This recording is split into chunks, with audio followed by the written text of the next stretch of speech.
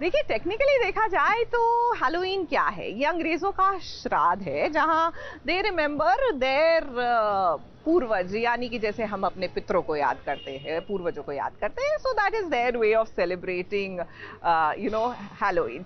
Well, talking about श्राद्ध, देखिए ना, वसुधा के बापू सा ने अपनी ही बेटी का कर दिया है श्राद्ध। वो इसलिए क्योंकि वो इस बात से खुश नहीं है कि वसुधा ने उनके मालिक के बेटे से शादी कर ली। बहुत बड़ी गलती हो गई, माफ कर दीजिए।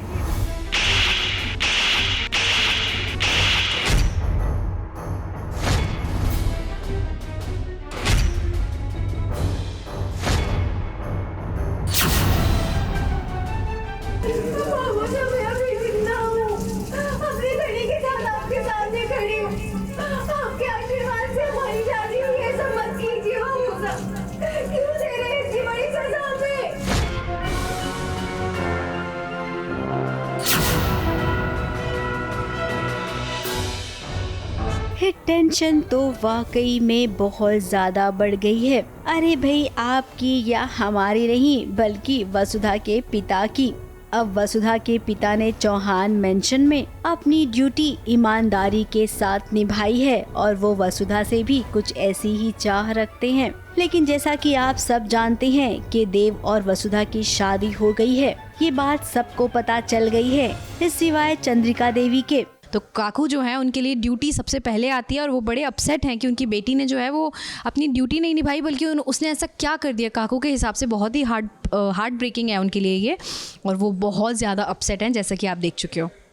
लेकिन इतना नाराज हो गए कि उन्हें पूरा बोलते हैं ना, एक बच्चों के दिल में ठेस पहुंचाना तो हो जाती है बच्चों को।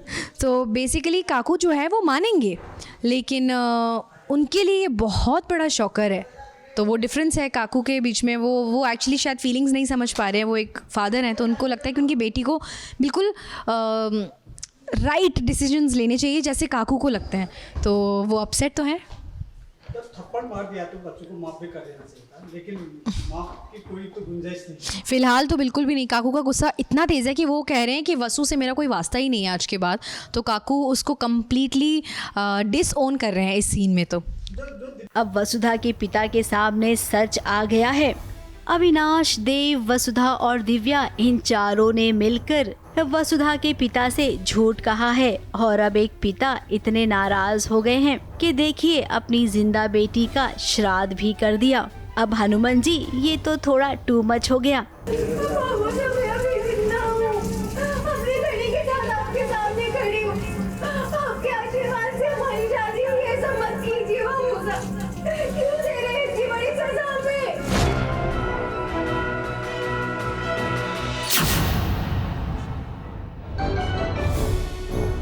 दिव्या, अविनाश और देव और वसु भी मिलकर उन्हें समझाने की कोशिश करते हैं, बट उस टाइम काकू कुछ समझ ही नहीं रहे हैं।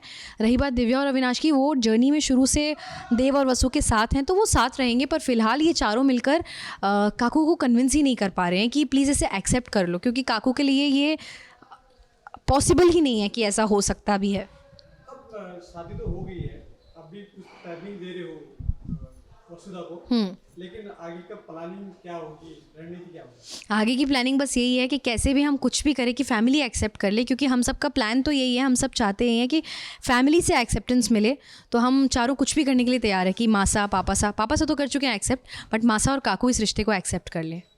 अब सीरियल में अगर सब कुछ सबको पता चल जाएगा तो शूटिंग करने में मजा आएगा क्या? न आपको मजा आएगा, न दर्शकों को देखने में मजा आएगा। इसीलिए ड्रामे के लिए थोड़ा सा ट्विस्ट करना ही पड़ता है। फिलहाल वसुधा बहुत ही परेशान है।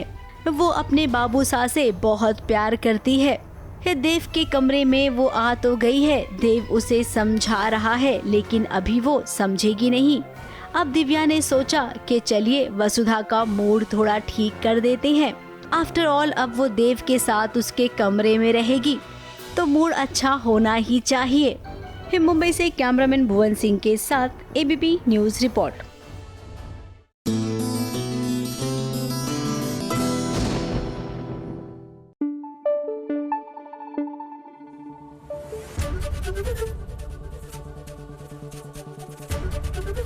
एबीपी न्यूज आपको रखे आगे।